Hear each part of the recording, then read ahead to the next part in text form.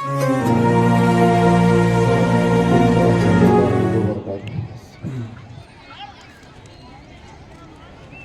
و خطیب جامع مسجد اور مہمان خصوصی محمود پراچا صاحب اور موجودین جو اسٹیج پر تشریف فرما ہیں اور تمام حاضرین جو یہاں پر موجود ہیں اور میری خواتین، میری پیاری مائیں بہنیں، سب کو جو ہے خوش آمدید جو ہے۔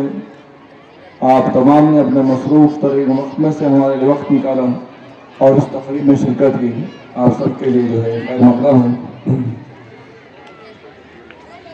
معزز سامعین، آج جو ہے 26 جنوری ہے۔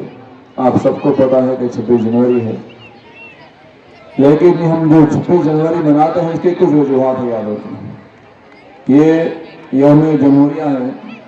یوم جمہوریہ کا مطلب ہے کہ جو جمہوریت کا دن، دراصل یہ جمہوریت کا دن کے ساتھ ساتھ جو ہے یوم دستور بھی ہے۔ یاد رکھیے ایک بات، اس دستور نے ہم کو اس ملک میں جو جینے کی آزادی دی ہے اس کے لیے جو ہے ہم دستور کا شکریہ ادا کرتے ہیں، اور ہم جو پرچم کشائی کرتے ہیں، جھنڈے کو جو ترنگے کو اونچا کرتے ہیں، اس کا دراصل ایک معنی ہے۔ ہم سب کو اس کے پرچم کشائی کے معنوں کو سمجھنا چاہیے، تبھی ہمیں اپنی باتیں سمجھ میں آئے گی۔ ہم اپنے ملک کے دستور کو تمام چیزوں سے اونچا رکھتے ہیں، یہی ہمارا جو ہے جھنڈا پرچم کشائی، جھنڈے کو اونچا کرنے مقصد ہوتا ہے۔ یاد رکھیے بات، اس دستور میں، اس ملک کے دستور میں بابا صاحب امبیڈکر اور ان کے ساتھیوں نے جو دستور ہمارے آپ کے لیے بنایا ہے، اس میں ہمارے لیے جینے کی آزادی، ہم اس ملک میں اس سرزمین پر کیسے جیے، ہمارے جو ہے کیسے حالات ہو، اسی چیز کو جو ہے عوام کی فلاح و بہبود کے لیے آپ لوگوں نے لکھا ہے، اور اس دستور نے ہمیں آزادی دی ہے۔ جیسے میں آپ کے سامنے آج جو کھڑے کے بول رہا ہوں، اس کی آزادی بھی ہمیں اس ملک کے دستور نے دی ہے۔ اسی لیے ہم اپنی اس آزادی کو برقرار رکھنے کے لیے، ہماری اپنی اس آزادی کو قائم رکھنے کے لیے، ہماری اپنی آزادی کو آنے والی نسلوں کے لیے جو ہے محفوظ رکھنے کے لیے، ہم ہر سال جو ہے اس کو یاد کرتے ہیں۔ 26 جنوری کے نام سے، یوم جمہوریہ کے نام سے ہم اس کو یاد کرتے ہیں۔ معزز سامعین، میں آپ سبھی حضرات کا زیادہ وقت نہیں لوں گا کیونکہ مہمان زیادہ ہے، اور ہم چاہتے ہیں کہ ان کی باتیں جو ہیں سنیں۔ ہم تو ہر بار کہتے ہیں آپ کے سامنے اپنی باتیں آپ کے سامنے رکھتے ہی ہیں، لیکن جو ایک دو باتوں کے بعد میں اپنی بات مختصر کروں گا انشاءاللہ تعالی۔ معزز سامعین، دراصل جو ہے 75 سال ہو چکے ہمارے ملک کی آزادی کے لیے۔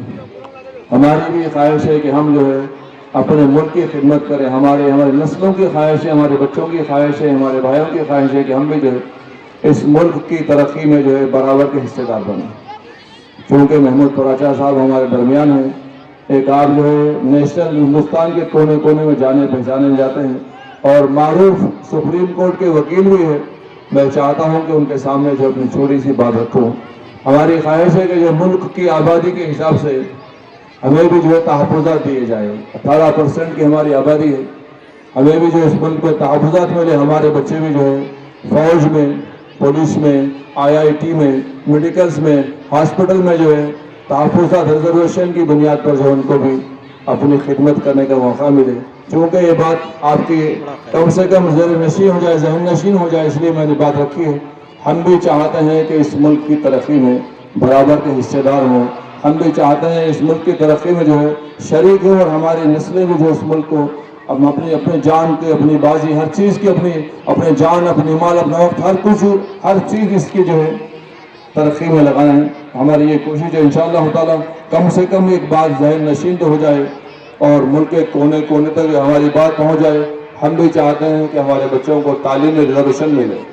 اگر اس ملک کی جو ہے حکومتیں اگر کوئی پروگرام بناتی ہے، جیسے ملک میں میڈیکل کالج کھولتی ہے، یا IITs کھولتی ہے، یا ایمس وغیرہ کھولتی ہے، تو اس کے اندر ہمیں ریزرویشن ملے، ہمارے بچوں کو بھی جو آگے پڑھنے کا موقع ملے، اور دوسرے تمام معاملات ہیں جتنے بھی، جیسے سیاسی پہچان ہے، سیاسی پارٹیوں میں ہمیں تحفظات ملے، اور حکومت کے جو ادارے ہیں جیسے DRDL ہے، BHEL ہے، HAL ہے، اس کے اندر جو نوکریوں کا معاملہ، یہاں پر بھی جو ہمیں آبادی کے حساب سے تحفظات ملے۔